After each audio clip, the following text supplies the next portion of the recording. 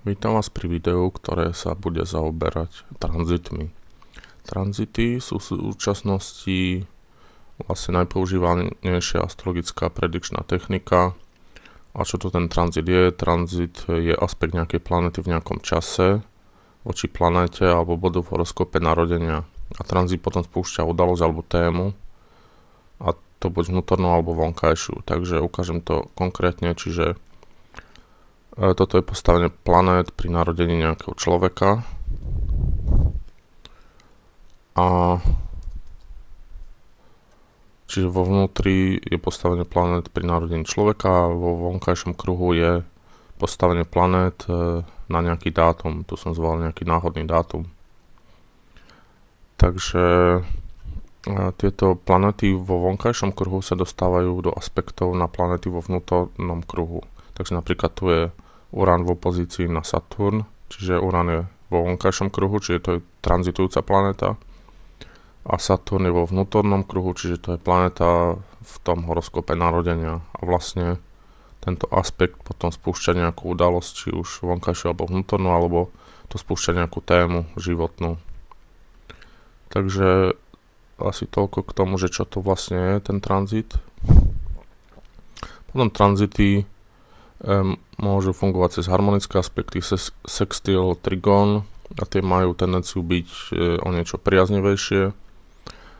A potom tie, ktoré fungujú cez disharmonické aspekty ako kvadratúra, opozícia, tie zvyknú byť trošku problematické. A čo sa týka konjunkcie, tak to záleží od charakteru tých planét, ktoré sa spoja v tom tranzite. A napríklad Jupiter, tranzitujúci Jupiter cez Venušu je skôr príjemný tranzit, ale tranzitujúci Saturn cez Slnko je skôr nepríjemný tranzit.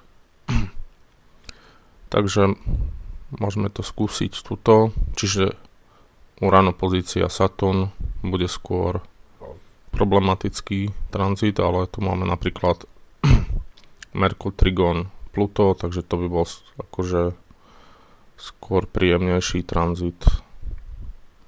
Alebo to môžem trošku poposúvať,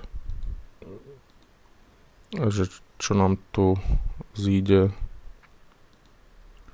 Takže zatiaľ nič. Alebo tu máme Venuša, Trigón, Pluto, tak to je tiež ako príjemný, alebo Merkur, Trigón, Jupiter. A vlastne aj v prípade tých harmonických je potrebné posudzovať, že o aké planéty ide. Takže napríklad Merkur s Jupiterom si celkom rozumejú a je to navyše trigón, takže to by mal byť zaručene príjemný tranzit, ale keby to bol napríklad Saturn, tak by to aj cez harmonický tranzit mohlo byť nepríjemné, aspoň čiastočne. Dobre.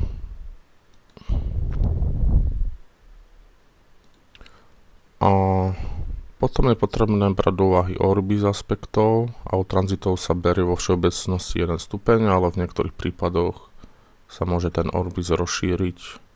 Takže ako tu je vidieť, že Urán je na 17. stupni Barana a Saturn je na 16. stupni Váh, čiže to je v orbise toho 1 stupňa. Preto vlastne tu aj tá čiara ešte je. A keby som to posunul, dajme tomu o mesiac, tak ešte tu stále je, ale tu už keď sa vzdiali na 3 stupne, tak už tu tá čiara nie je, takže tento program je aj tak nastavený, aby bral do úvahy len 1 stupeň. Potom rozdielujeme tranzity na tranzity pomalých planét, čo sú Jupiter, Saturn, Urán, Neptún, Pluto. Tie majú z dlhodobého hľadiska veľký význam a čím je planéta pomalšia, tým väčší a ďalekosiahlejší význam má jej tranzit. A potom sú tranzity rýchlych planét ako Mesiac, Merkur, Venuša, Slnko, Mars a z dlhodobého hľadiska nemajú taký veľký význam. Pôsobia krátkodobo v rámci niekoľkých hodín, jedného dňa alebo niekoľkých dní, čiže Mesiac niekoľko hodín, Merkur, Venuša, Slnko v podstate jeden deň a Mars niekoľko dní. A tranzity rýchlych planét, to má byť napísané rýchlych, pôsobia ako spúšťače udalostí, a to hlavne Mars a Slnko. Čiže keď je tam nejaký tranzit nejakej pomalej planety, napríklad tu je Neptún, Trigon Slnko, tak vlastne tento tranzit má z dlhodobého hľadiska veľký význam aj tá opozícia na Mesiac, ale dajme tomu tranzit nejakej pomalej rýchlej planéty, takže to posuniem, nejaký nájdem. Napríklad tranzit Mesiaca pôsobí len zo pár hodín, takže ten vlastne nemá šancu niečo významné spraviť za taký krátky čas. Alebo tu je Merkur, Trigon, úzol, severný úzol, tak vlastne to tiež pôsobí v podstate len jeden deň, takže z dlhodobého hľadiska to nemá veľký význam.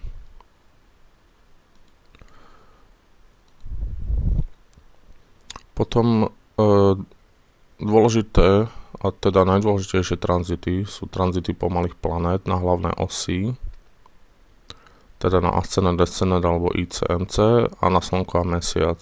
A v podstate z každej techniky je dobre vedieť, čo je silné, čo je podstatné a čo je slabé okrajové. Pretože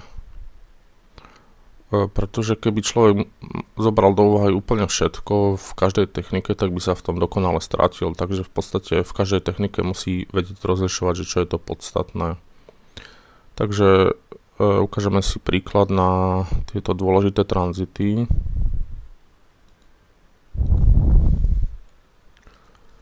Takže dajme tomu ukončenie vysokej školy. To je vidieť, že Pluto je na hlavnej osi, to je na MC a dokonca robí kvadratúru na ascendant, descendant, opozíciu teda na IC, samozrejme. Takže v podstate tie tranzity pomalých planét cez hlavné osy vytvárajú akési predely v živote. Že ukončenie vysokej školy a potom po vysokej škole to už je úplne o niečom inom. Takže to je taký príklad, že naozaj tie tranzity pomalých planét na hlavné osy sú veľmi dôležité. Potom dajme tomu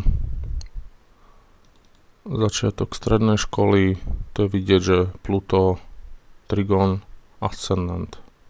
A Urán je tu tiež blízko toho, že robí sextil na ascendant, čiže vlastne to je tiež taký predel, že zo základnej školy na strednú. A v podstate, keď sú to harmonické tranzity, tak je to skôr taká pozitívna zmena a tie disharmonické môžu byť aj spojené s nejakou krízou.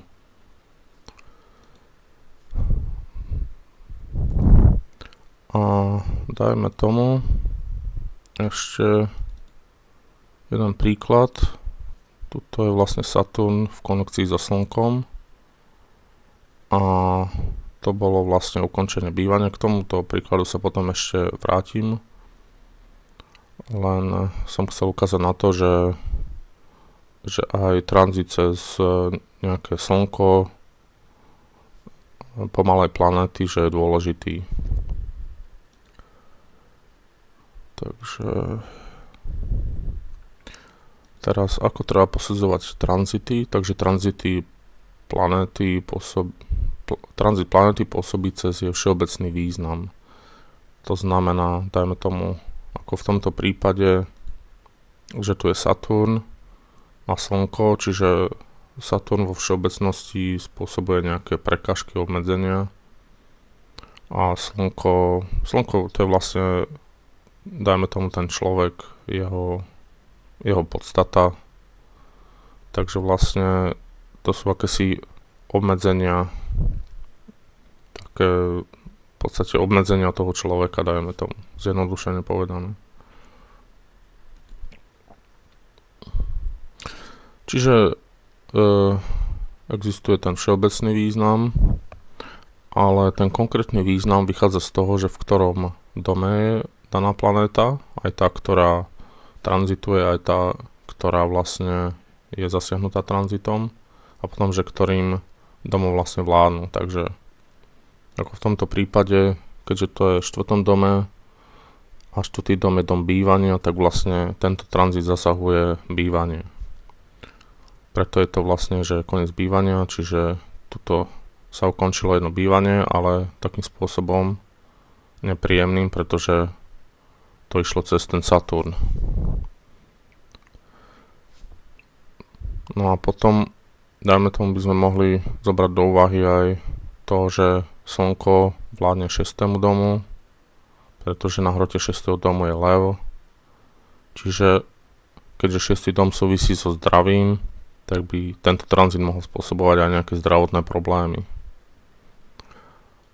A zároveň, keďže Saturn je v Radixe, teda v horoskope narodenia v 7. dome, tak sa ten tranzit môže týkať aj nejakých vzťahov partnerských.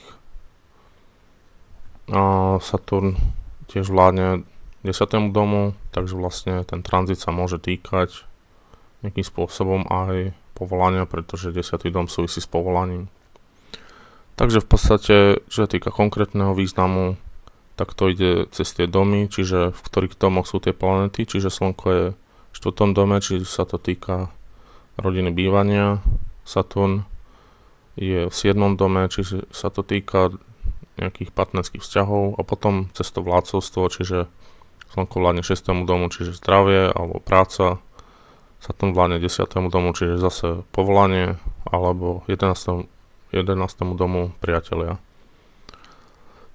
Čiže takto sa vlastne všetky tie významy spoja v jednom tranzite a potom sa udeje buď nejaká udalosť vonkajšia, alebo niečo vnútorne človek zažije.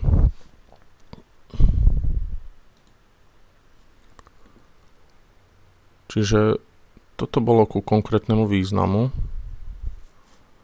A ešte by som to ukázal na ďalšom príklade. A to je začiatok zbierky básní. Čiže tuto Neptún z 9. domu sa dostal do trigónu na Merkur, ktorý je v 3. dome. A keďže tu je Merkur v blížencoch v 3. dome, to znamená, že vlastne tento človek má nejaké predpoklady na písanie.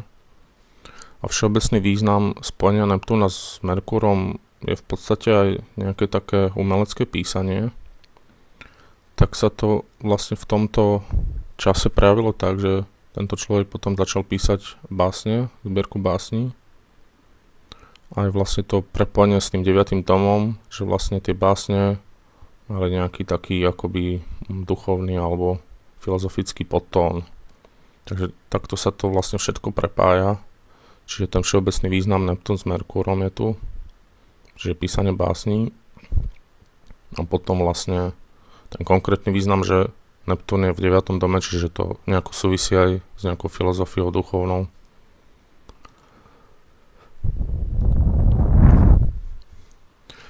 A ďalšia dôležitá vec je, že väčšinou pôsobí naraz viacero tranzitov a je potrebné ich kombinovať. A potom, keď sa stane, že sa spoja viaceré tranzity rôzne, ale toho istého významu, tak potom vlastne sa dá aj predpovedať zhruba, čo sa stane. Napríklad tuto. Čiže tu vidíme, že Pluto je v opozícii na Slnko, čiže to na to zdravie nie je veľmi dobré, pretože Slnko vládne 6. domu, ale Slnko vo všeobecnosti vlastne znamená zdravie. A Pluto je tu vládca domu smrti, teda vládca 8. domu, pretože na hrote 8. domu je Škorpión, kde vládne Pluto. A to Pluto sa teda dostalo sem, do opozície. Čiže tento tranzit by ukazoval na možné problémy v rámci zdravia. Ale zároveň sa tu Urán dostal na ascendent z 8. domu, čo je dom smrti. A zároveň Saturn sa tu dostáva na descendent. A Saturn teda okrem iného, že tu je v 7. dome, vládne aj 12. domu, pretože na hrote 12. domu je vodnár a 12. dom súvisí tiež s chorobami a nemocnicami. Takže keď sa takto nakombinuje viacero tranzitov, ktoré majú podobný význam, tak to potom môže spôsobiť naozaj niečo také ako pobyt v nemocnici. Ale samozrejme, aj keby sa spojilo viacero tranzitov s pozitívnym významom, tak by sa mohlo niečo pozitívne stať.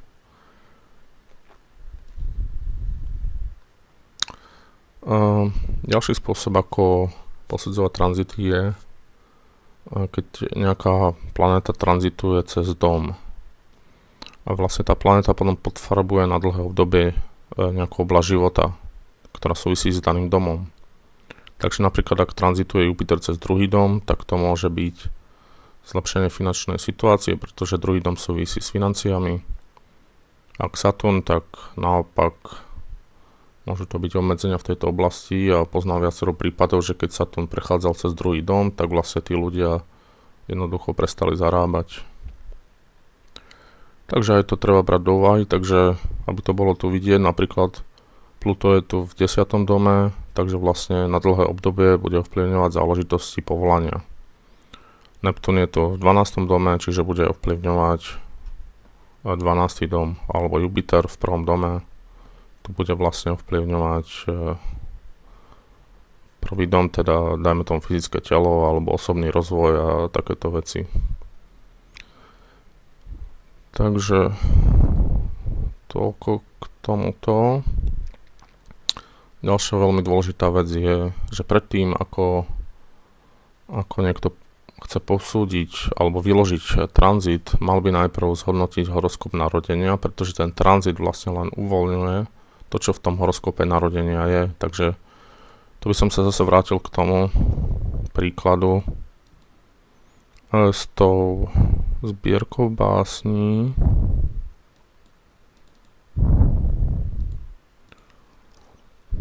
A toto je teda horoskop narodenia a tu je vidieť, že Merkúr je v blížencoch, čiže vo svojom znamení, je v 3. dome komunikácie, čiže v podstate aj vo svojom dome, je tu dobre ožiarený, čiže v podstate sú tu isté predpoklady na nejaké to písanie a zároveň aj ten Neptún, ktorý je dosť blízko MC, vlastne tu môže poukazovať na nejaké aj umelecké alebo duchovné záujmy. Čiže v podstate, keby to neboli predpoklady na písanie, tak vlastne z toho tranzitu nemožno usudzovať, že to bude zbierka básni. Takže vlastne na to som chcel poukázať, že je potrebné posudzovať jednoducho najprv ten radix, teda horoskop narodenia, a až potom vlastne, že aký asi môže mať význam ten konkrétny tranzit.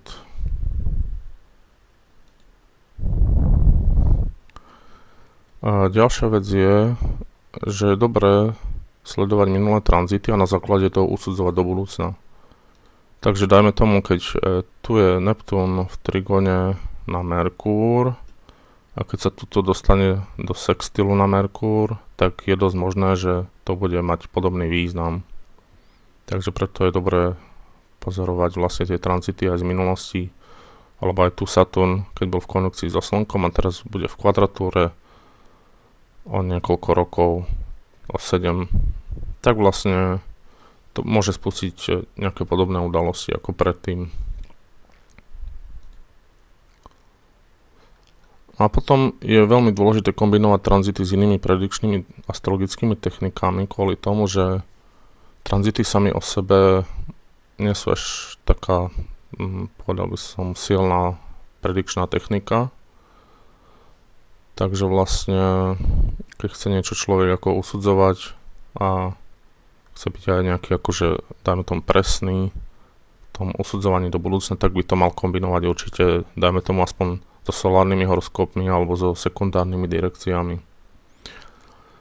A ešte by som povedal niečo k tranzitom jednotlivých planét, čiže ako som už hovoril, mesiac pôsobí zhruba 2 hodiny